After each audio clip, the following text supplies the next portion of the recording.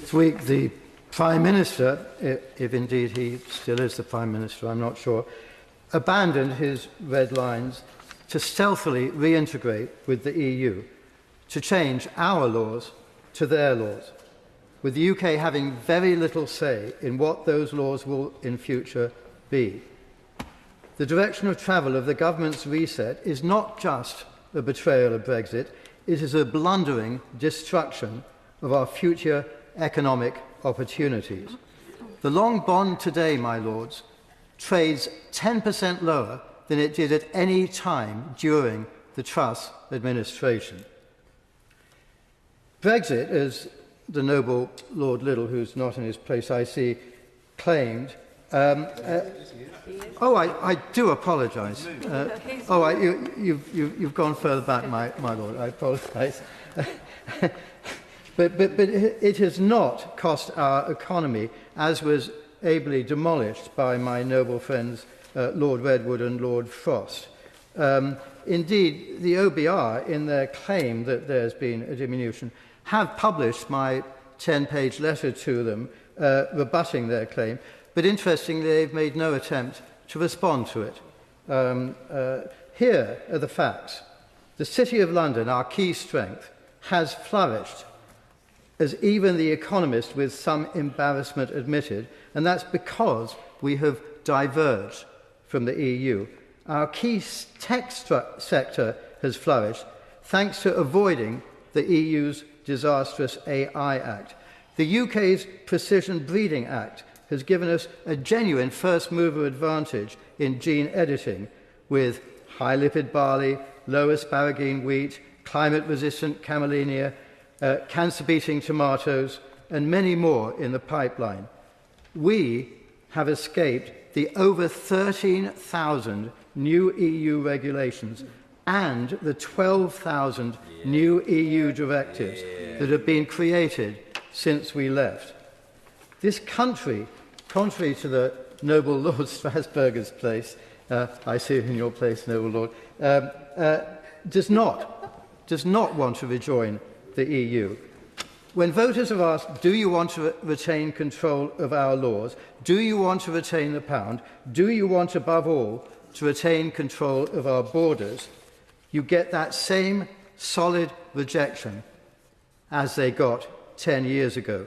This government is wrong to sense electoral advantage in crawling back to the EU. Let's look at what is already planned and agreed for this reset. British fisheries handed away to the EU for 12 years. The enormous cost of that, not even assessed. The efficient Turing degree programme abandoned for the far less useful Erasmus short-term travel scheme. And we pay £815 million a year for that change. Dynamic alignment with EU rules across food, agriculture, the electricity market and carbon pricing, with their court, the European Court of Justice, adjudicating on any dispute. Guess how those rulings are going to go, my lords. The EU, eager as ever to exploit our needy gullibility and rook us for astonishing sums of money, is apparently demanding a further £1 billion a year just for this first set of dynamic alignment agreements. Yet those agreements, mostly consisting of concessions and payments by us, will be a negative for our economy. The government says unconvincingly that dynamic alignment will benefit the economy by £5 billion. The Growth Commission says it will cost us £15 billion. The chief alleged positive is the SPS agreement, removing the need for export certificates that cost £120 to £250 each, in total some £70 million a year. But, my lords, those fees are charged by us. We could remove them at any time, but we don't. It's almost as if someone wants us not to, so as to push us in the direction of rejoining. The entire value of all UK agricultural exports is £12.8 billion, less than half of 1% of the economy. So we pay £1 billion a year, £1 billion, to save £70 million and claim a mysterious £5 billion benefit from that? I think we should ask the government to pull the other one, my lords. Norway and Switzerland pay nothing to be in the electricity market, nor should we pay anything. But, my lords, that's not what it's about. Joining means assenting to the EU's requirement that 42.5% of all our energy must come from renewables by 2030. Our current target is for renewables to be 100% of electricity, which is only 20% of our total electricity usage, by 2030. So our current target is less than half of what we will have to sign up to. It's an impossible new target, and as Catherine Porter has shown, and as we have seen in Spain, the more renewables in the mix, the more brownouts and blackouts. As for the carbon tax deal, it's mainly for 6 commodities: steel and iron, aluminium, fertilizer, cement, electricity, and hydrogen. Dynamic alignment will mean we no longer pay carbon tax on exports of those products to the EU. But our exports of those commodities to the EU are nugatory and will be required to charge a carbon tax on our much larger imports from the rest of the world.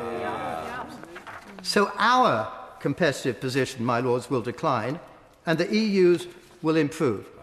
Well done. Worse, if we enslave ourselves to existing and all future EU rules in these areas, the entire UK economy in these sectors will be required to adhere to these rules.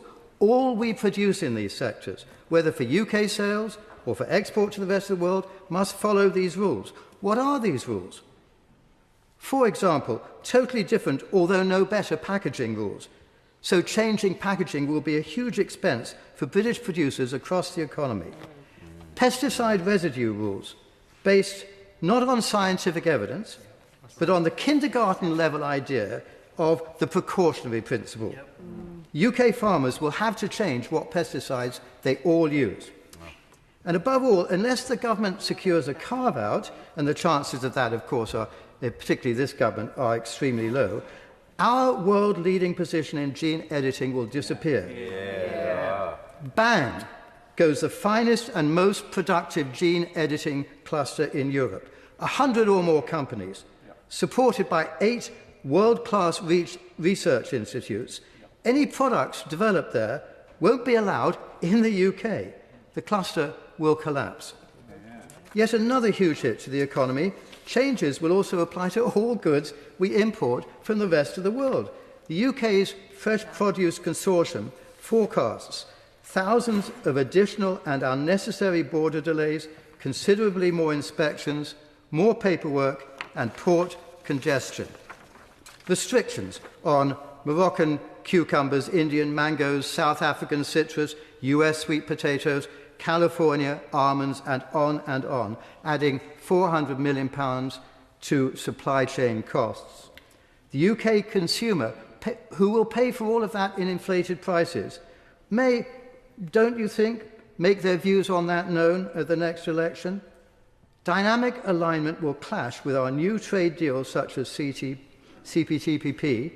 Not being able to comply with both, we will necessarily end up taken either to the WTO court or to the European Court of Justice. More cost, more woe, more confusion.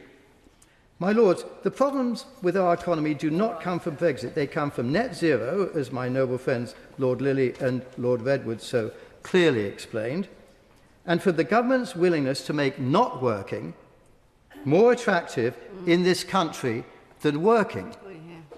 Removing just those 2 problems and develop further the regulatory freedoms that Brexit allows, and we can flourish.